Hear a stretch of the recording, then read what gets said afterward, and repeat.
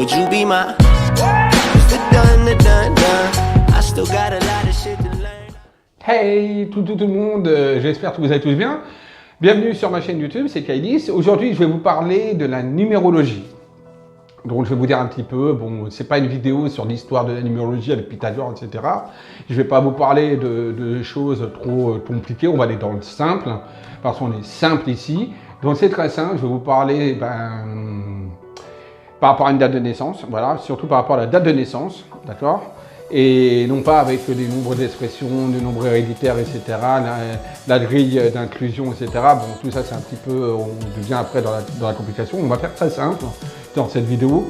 Je vais vous parler à partir d'une date de naissance pour voir un petit peu donc l'année personnelle, voilà, ça peut être sympa, ça peut être important, et le chemin de vie, d'accord? Donc on va partir sur ces deux thèmes. Peut-être qu'il y aura d'autres vidéos plus tard sur où on va développer un petit peu avec le nombre d'expressions, le nombre héréditaire. On parlera également des nombres de chance, on parlera également de la grille d'inclusion. Alors, grille d'inclusion, certains appellent ça également la grille karmique, voilà, donc les nombres montants. Voilà, après on parlera des défis, parce que évidemment dans la numérologie, on peut voir également les défis que vous avez à faire, dans quelle partie de votre vie vous êtes au niveau de vos défis, voilà. Mais tout ça, ce sera sur une autre vidéo de la numérologie. Là, on va faire simple. Pour commencer, avant toute chose, écoutez, n'hésitez pas à vous abonner à ma chaîne, de liker la chaîne et d'activer la petite cloche de notification et de mettre des commentaires sur la vidéo. Voilà. La numérologie, c'est quoi? La numérologie, c'est l'étude des nombres, d'accord? Et également l'étude des prénoms et des noms de famille pour pouvoir effectuer des prévisions. Attention, ne pas confondre prévision et prédiction. Une prédiction, c'est la voyance. Une prévision, c'est la numérologie, l'astrologie. C'est comme une météo. Voilà, on fait des prévisions météorologiques, et bien on fait des prévisions numérologiques ou astrologiques quand on est dans l'astrologie. Honnêtement, l'astrologie, moi, ce n'est pas mon fort, je ne m'y connais pas. Donc on va parler de la numérologie. La numérologie, donc je répète encore une fois, ce sont des prévisions faites à partir de votre date de naissance. Parce que là, comme j'ai dit, on va parler que des dates de naissance pour le moment. Il faut savoir, avant toute chose, qu'on est régi par les nombres, en général. D'accord? En général, tout est régi par des nombres dans notre vie actuelle, même si on n'en est pas conscient. Et ce qu'il faut savoir également, ce qui est important de savoir, c'est que, comment dire, nous avons des cycles de 9 ans. À chaque fois, on a des cycles de 9 ans qui se répètent. Tous les 9 ans, on repart sur un nouveau cycle. Voilà. Donc ça va du cycle 1 au cycle 9. Juste ici, tout va bien. C'est simple. Voilà. 9 cycles. Le 1. Le 1 représente quoi? Le 1 représente la nouveauté, représente l'action, représente l'avancement, le renouveau, la reconstruction. Ça, c'est le 1. Le 2 représente, en numérologie, les associations, les partenariats, la dualité. Quand on veut parler d'un caractère, par exemple. Donc la dualité peut représenter le 1 plus 1. Donc, par exemple, des nouvelles rencontres, également le sentimental, les associations, les partenariats, les échanges. Le 3, qui représente la trinité, donc qui représente le père, la mère et l'enfant. Le 3, la trinité. Le 3, c'est la communication. Donc c'est lié énormément à tout ce qui est le communicatif, la communication, l'échange, le partage, le 3. Le 4, c'est les fondements, c'est la maison. On a construit, on est parti donc du 1, je suis seul, le renouveau. Au 2, l'arrivée d'une rencontre. Au 3, à l'enfant. Et le 4, c'est les fondations, c'est la maison, la construction. Donc les choses concrètes, pragmatiques, le travail, voilà, le chiffre 4 est relié par ça. Ensuite, on a le 5, excusez-moi, un petit peu de Red Bull, ça va me faire du bien. Oui, je sais, je bois souvent cette boisson, j'aime bien, mais avant, justement, dans mon ancien travail, où j'étais au GPS, parce que c'est une aparté, je faisais partie de l'équipe Red Bull. Donc, honneur également à mon équipe. Donc, on est 2 au 5. Le 5, c'est la mobilité, c'est l'impatience, c'est également, on va dire, un petit peu le lâcher-prise. C'est tout ce qui est, après le 4 qui est un nombre assez dur d'un point de vue professionnel, d'un point de vue, voilà, parce qu'on met les fondations, donc c'est quand même important. Et ben le 5, c'est, voilà, on se la rend cool, quoi. Voilà, c'est plus, on est cool, on est tranquille, on bouge, on va se déplacer, on part en voyage. Le 5, c'est tout ça, c'est les déménagements aussi. Voilà, c'est représenté par la mobilité. Le 6, c'est la famille, c'est l'amour. Le 6, c'est le chiffre de l'amour en numérologie. Et d'ailleurs, dans le tarot, parce qu'il faut, et ça c'est un petit aparté, il faut savoir, d'ailleurs je vais peut-être en parler aussi, c'est parce que ça peut être sympa, que la numérologie va très très bien aussi avec le tarot. Donc le 6 est représenté dans le tarot par des amoureux, et donc, comme je vous disais, comme je vous disais, le 6, c'est le chiffre de l'amour. Donc le 6, c'est tout ce qui concerne donc, le sentimental, les relations amicales, la famille, les retrouvailles, mais également, naturellement, si par exemple il y a eu une année 5 un petit peu trouble dans un couple, etc., le 6 peut être également, le 5 peut être l'année de rupture, parce que c'est l'instabilité, mais le 6 peut être également l'année de la confirmation de rupture avec éventuellement une envie de divorcer, de se séparer totalement. Mais ça peut être aussi des retrouvailles, de retour également sentimental. Voilà, donc le 6 c'est surtout lié au sentimental. Le 7, c'est tout ce qui est le spirituel. Le 7 est le chiffre de la spiritualité, de base. Donc le 7, c'est la spiritualité, c'est donc l'apprentissage, c'est donc les formations, c'est l'étude intérieure de soi-même, c'est-à-dire l'introspection intérieure, c'est la réflexion intérieure, la réflexion sur nous-mêmes. Le 8, le chiffre 8 qui est le chiffre karmique, le chiffre de l'infini, tant qu'on le met comme ça, c'est le chiffre de l'infini. Ce chiffre est un chiffre karmique, est un nombre, pardon, karmique, pas un chiffre, un nombre, est un nombre karmique, de 8. Il se caractérise par quoi? Eh bien, c'est un petit peu, on va dire, le tout ou rien. Soit on réussit, et dans ce cas-là, on a des acquisitions financières, matérielles, immobilières, etc. Voilà, si on vous doit de l'argent, on va vous rendre de l'argent, vous gagnez les procès si vous êtes dans le vrai, voilà. Et c'est également le tout ou rien, ça peut être également l'échec. Ça peut être également, si vous devez de l'argent, vous allez devoir payer, c'est des procédures, c'est des papiers administratifs. C'est un petit peu un chiffre un petit peu à double tranchant. Le 9, c'est l'accomplissement, c'est la fin de quelque chose, la fin d'un cycle, et donc on est en rupture. C'est donc les ruptures, c'est donc aller sur un nouveau cycle.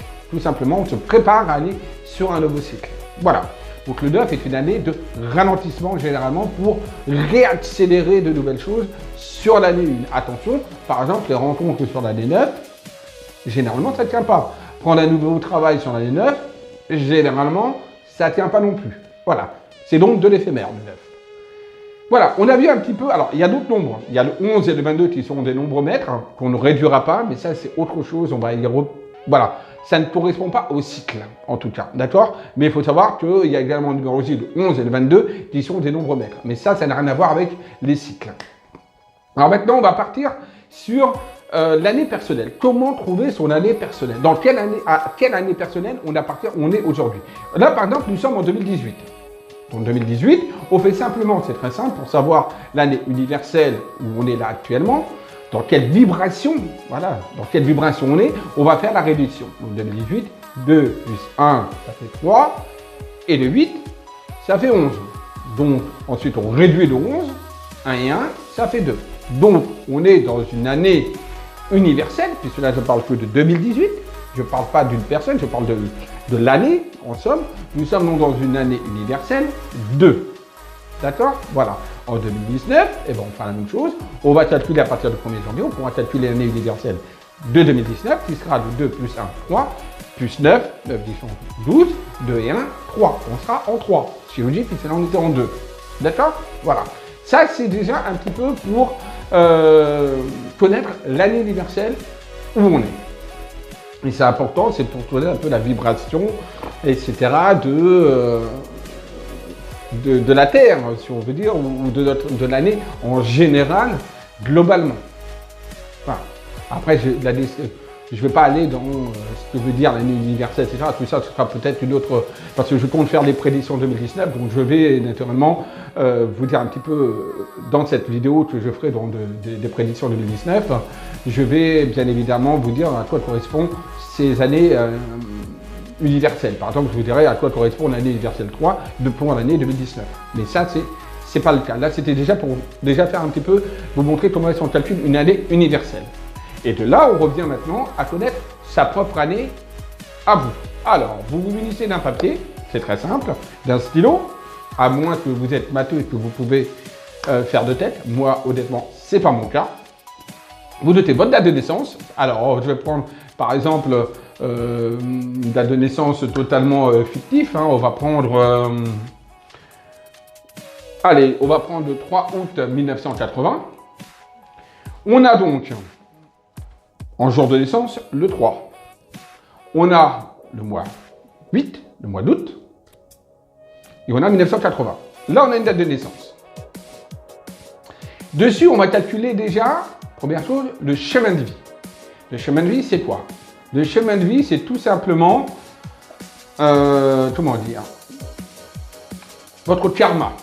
Voilà. C'est tout simplement votre karma. C'est-à-dire, c'est votre destin. C'est là où vous allez, où vous devez aller, plus ou moins. Comment va être gérée votre vie? Sous quel karma vous êtes, en fait, venu vous incarner. Alors, comment calculer son chemin de vie? Vous prenez le jour de naissance, le mois de naissance et l'année également de votre naissance et on fait tout simplement un total. Par exemple, le 3 août 1980, 3 plus 8, 8, 9, 10, 11, 11, on retire 11, voilà, et 1980, donc 1980, 9 et 1, 10, 10 plus 8, 18, voilà, donc on a 18. Et il n'y a plus qu'à maintenant calculer, 18 plus 11, 18 plus 11 qui fait 29, et on réduit encore, puisque, comme je vous ai dit, n'oubliez pas, 1 à 9. La numérologie, avec également deux maîtres nombres, le 11 et le 22, qu'on doit et qu'on peut laisser comme ça, et qu'on peut aussi réduire. C'est des nombres, et ça on le reverra plus tard. Donc on est à 29. 29, on réduit encore, 9 et 2, on réduit encore, 9 et 2, 11, on a un nombre parfait. Donc là, on peut le laisser tel quel, donc 11. On va dire que la personne a un chemin de vie 11 et un sous-karma en 2. 1 et 1, 2. Voilà. Bon, là, c'est un petit peu compliqué. J'ai pris une date de naissance au pif qui est un petit peu compliqué parce qu'on est passé par un nombre, parfait, on va dire, un maître nombre, et qu'on a ensuite réduit en sous-nombre 2. C'est-à-dire que la personne a un karma 11 avec un sous-karma en 2. Bon, voilà. De là, tout simplement, ensuite, il n'y a plus qu'à interpréter son karma. Quelqu'un, par exemple, qui a un karma en 1, pour ceux qui le font là et qui ont un karma, par exemple, un chemin de vie 1, ce seront des personnes qui devront se faire seules, indépendantes, volontaires, qui ont une tendance, on va dire, à avoir des postes un petit peu importants et qui ont également tendance à vouloir être chefs d'entreprise, voire être à leur compte. C'est des personnes également un petit peu centrées sur eux-mêmes et un petit peu égoïstes. Mais voilà, ils ont un chemin de directive d'accomplissement personnel. C'est ça qu'il faut retenir, un accomplissement personnel. Ceux qui sont en karma 2, par exemple, c'est plus, on va dire, tout ce qui est partenariat, association, on a du mal un petit peu à se retrouver seul, on a du mal un petit peu, on est toujours dans des collaborations, des partages, on a envie toujours d'être, on ne peut pas se retrouver dans une solitude totale, voilà, c'est un petit peu ça le 2. Le karma 3, c'est un karma qui est très positif le 3 parce qu'en fait, très souvent c'est un chemin de vie assez facile. Oui, parce qu'il y a des vies, il y a des karmas malheureusement et des vies, et des vies donc faciles et des plus compliquées. Et le 3 est un des karmas qui est assez facile à vivre. C'est-à-dire qu'on va dire qu'on récolte. Le 3, c'est plutôt la récolte. Voilà, tout simplement. C'est un karma très facile. Beaucoup de personnes qui sont par exemple dans la télé, etc., sont en karma 3. Voilà. Parce qu'en plus, le 3, c'est la communication. N'oubliez pas ce que je vous ai dit au début. Le 3, c'est la communication. C'est vrai que beaucoup de personnes qui sont dans le showbiz, etc., chansons, acteurs, sont en karma 3. Donc voilà, c'est un karma qui est assez facile et on va dire qu'un petit peu tout nous tombe sous la main. Voilà. Un karma qui est difficile, c'est le 4 par exemple. Le karma 4 est un karma difficile. Ça ne veut pas dire qu'il n'y a pas de réussite, bien loin de là, au contraire, mais c'est un karma de travail difficile. Le 4, c'est le travail, c'est la fondation. N'oubliez pas, encore une fois. Et ça se ressort dans le karma, dans le chemin de vie. Un chemin de vie 4, c'est un chemin de vie de travail, de labeur, de difficulté, mais d'accomplissement. Mais également un chemin de vie où il faut être très carré pour réussir, très pragmatique. Ensuite, il y a ceux qui sont dans le karma 5. Un karma 5, c'est des personnes qui ont besoin de mouvement, qui ont besoin d'une vie un petit peu qui part un peu dans tous les sens, tout le temps en déplacement, tout le temps des voyages, c'est plutôt des voyageurs. Voilà, c'est un peu, on va dire, une vie où on prend les choses un petit peu à la légère. Donc ça peut être par exemple des artistes de cirque, ça peut être par exemple des grands voyageurs, ça peut être par exemple des aventuriers. Voilà, ça c'est un peu le karma, on va dire, de ceux qui sont en 5. Le karma 6, c'est un karma qui est très lié à la famille, c'est un karma qui est lié à tout ce qui est familial, les amis, les amitiés. Bon, voilà. Ensuite, on a un karma qui est le karma 7, donc le chemin de vie 7. Très souvent, ce sont des personnes qui sont plus en recul, en introspection, qui sont très spirituelles, qui sont très dans l'écoute d'eux-mêmes, donc ça peut être des prêtres, des moines, ça peut être des gourous, ça peut être des gens un petit peu, voilà, un petit peu dans, voilà, ou même des écrivains. Voilà, c'est un peu, on va dire, tout ce genre de personnes qui ont ce genre de chemin de vie. On a le chemin qui est également très compliqué, le chemin de vie 8, c'est un chemin là par contre vraiment thermique, si on peut dire, c'est un chemin très difficile, très thermique. C'est un chemin de pouvoir, c'est un chemin de réussite matérielle à grande envergure, mais également d'échecs, de très gros échecs et de revers de fortune, et donc de ruine aussi. Donc voilà, c'est un chemin de vie très difficile et également d'accomplissement personnel, comme le 1, d'accord?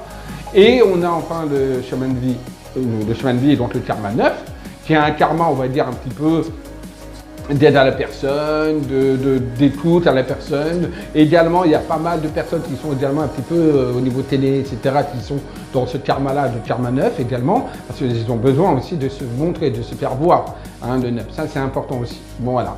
Ensuite, bon, comme je dis, je ne vais pas vous parler des maîtres nombres, le 11 et le 22, puis après, on peut même les réduire.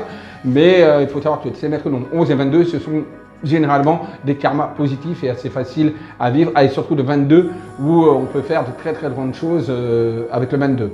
Hein, par exemple, le président de la République, très souvent ils peuvent avoir des karmas 22. Bon, voilà. Ils peuvent aussi avoir des karmas 8 aussi. Hein, d'accord? Donc le pouvoir, l'argent, voilà, ça est matériel. Voilà. Donc là, on a regardé un petit peu les chemins de vie, donc le karma. Maintenant, on va regarder dans quelle année vous vous situez. Donc ça, c'est autre chose. Donc maintenant, on passe aux années personnelles. Donc on va reprendre toujours la même date de naissance. Donc celle du 3 août 80. Là, ça va être très simple. On va calculer déjà l'année universelle. Donc là, je répète, on est en 2018. On est en année universelle 2. Pourquoi 2? 2 plus 1, 3. 3 plus 8, 11. 11, on réduit. 1 et 1, ça fait 2. Petit rappel. Donc on est en 2018, année universelle 2. On retient cette année universelle. Ensuite, pour savoir votre année personnelle, il suffit juste de prendre votre jour de naissance et votre mois de naissance. Donc par exemple là, en l'occurrence, le 3 août. On s'en fout de l'année cette fois. Donc le 3 août. 3 août, 8 et 3, 11. On sait que l'année universelle c'est 2. Donc 11 plus 2, 3. Et on réduit, ça fait 4. La personne est donc en année personnelle 4. Je répète, des fois je me fais peut-être pas l'entendre. On calcule le jour et le mois de naissance, plus l'année en cours universelle, qui est 2 actuellement. Dans le cas présent, la personne qui est née le 3 août, on additionne de 3 plus 8, ça fait 11, plus 2, 11, 12, 13, 13, on a le 13. On réduit, 13, 1 plus 3, ça donne le 4. Année personnelle, 4. Et donc là, pareil, on refait le même schéma. Ah, tiens, je suis en année 4, ça donne quoi? Eh bien, le 4, on regarde l'activité sur du chiffre 4. 4, c'est quoi? C'est le travail, c'est la structure, c'est les fondations. Ça peut être également une nouvelle activité qu'on a envie de mettre en place, etc. Donc, on va dire, ah, je suis en année 4, c'est ce qui se passe. Ça va être surtout le professionnel qui va prendre plus d'ampleur dans ma vie personnelle que le sentimental, etc. Voilà, par exemple, ah tiens, je suis en année 4, ah cette année, je vais devoir bien régler tous mes trucs de papier, je vais devoir bien tout cerner, je vais devoir bien structurer, me préparer, donc préparer des fondations. Voilà, c'est un exemple hein, d'interprétation. Ce que je dis encore, c'est une interprétation. Mais les chiffres, en général, c'est ce que ça veut dire. Après, on interprète également la valeur du chiffre, la valeur du nombre. Donc voilà, on a regardé donc vite fait par rapport à la numérologie, par rapport donc des prévisions, à savoir donc tout simplement le chemin de vie et les années personnelles. À savoir, ça peut être intéressant, les années personnelles, parce que vous pouvez savoir un petit peu, par exemple, tiens, là je suis en 4, bon, l'année prochaine je vais être en 5, qu'est-ce qui va se passer? Bah tiens, je vais peut-être avoir peut-être une vie un peu plus cool, je vais peut-être voyager, je vais peut-être avoir des déplacements, je vais peut-être même déménager. Déjà dans le 4, il peut y avoir une idée de déménagement, et le 5, ça va se concrétiser parce que c'est l'année du mouvement et du changement, de la transformation, des bouleversements, le 5. Donc tiens, déjà j'envisage là, ma fondation, de trouver quelque chose au niveau, par exemple, d'un bien immobilier. Tiens, le 5, ça peut être le bon moment. C'est à ce moment-là que ça va se produire. Voilà, donc ça nous donne une idée, une directive. D'accord? C'est ça. C'est donc des prévisions. Donc voilà, donc pour la petite vidéo très simpliste, parce que j'ai pas envie de vous prendre la tête, vous casser la tête avec ensuite tout ce qui est pour le moment le nombre d'expressions, le nombre héréditaire, la grille d'inclusion, parce que la numérologie c'est très vaste. C'est pas seulement ce que je viens de faire avec le chemin de vie et l'année personnelle. Ça c'est juste, on va dire, pour que vous vous rendez compte un petit peu dans quelle année vous êtes et votre chemin de vie. Après le reste, il y a d'autres choses qui naturellement rentrent en jeu. Attention, ce n'est pas aussi simpliste. Mais déjà, vous avez déjà une petite idée de votre année et de votre chemin de vie. C'est déjà bien, d'accord? Je ferai une vidéo vraiment beaucoup plus complète sur la numérologie si ça vous souhaite. Dans ce cas-là, n'hésitez pas de laisser vos commentaires en bas de cette vidéo et de dire ce que vous voudriez que je traite.